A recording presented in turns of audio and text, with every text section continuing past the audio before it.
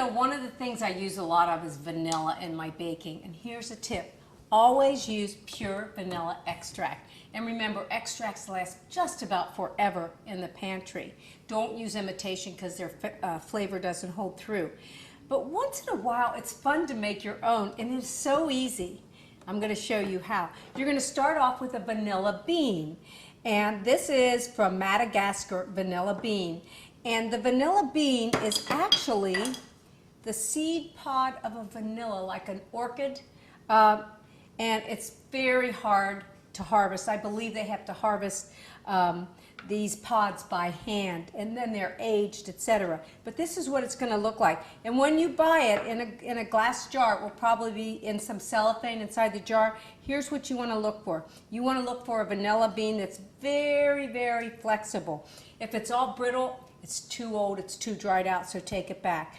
Now what we're going to do for an infusion, we're going to first pound it out.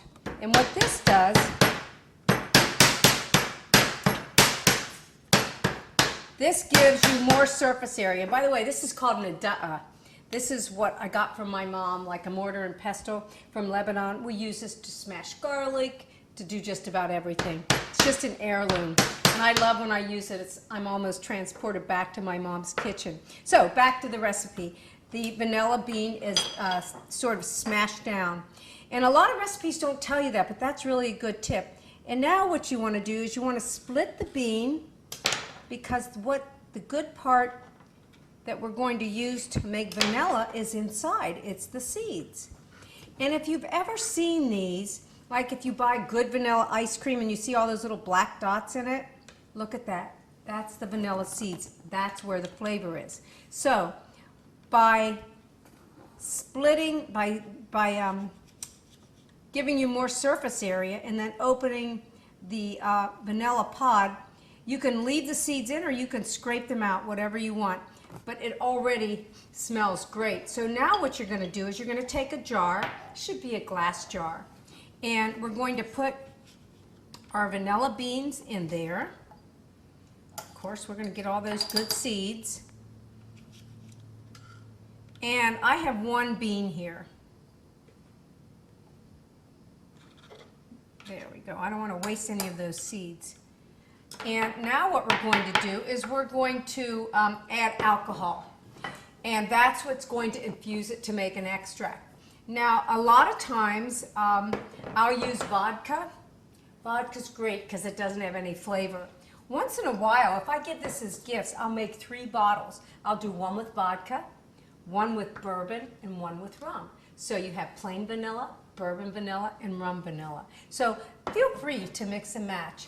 But just so that you know how to make it, we're going to go ahead and just use plain vodka. And you want to make sure the beans are covered. And now what you're going to do is cap it. Give it a little shake if you want. You're going to put this on the counter. Now this is going to take anywhere from 10 to 12 weeks. I know it takes a long time, but it's wonderful and really less expensive than anything you could buy.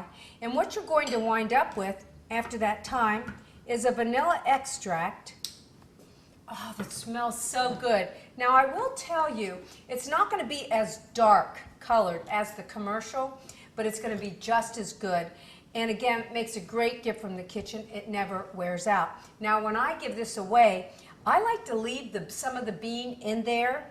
And let me get a glass because I want you to see the color change real quick in these.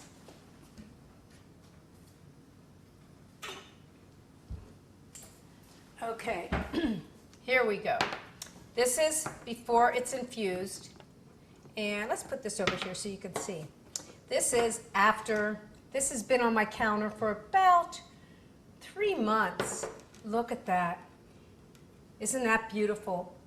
And you'll know it's done by the fragrance. You'll have a heady vanilla fragrance. Now, if you want to take the beans out before giving, what you can do is you can dry those vanilla beans and then just plunge them into some granulated sugar and let that sit covered on the counter, for a week or so.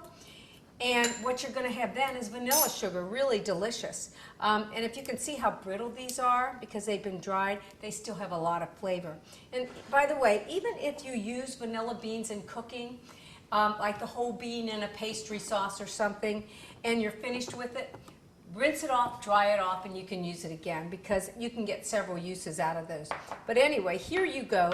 It's homemade vanilla, a great gift from the kitchen, and easy to make.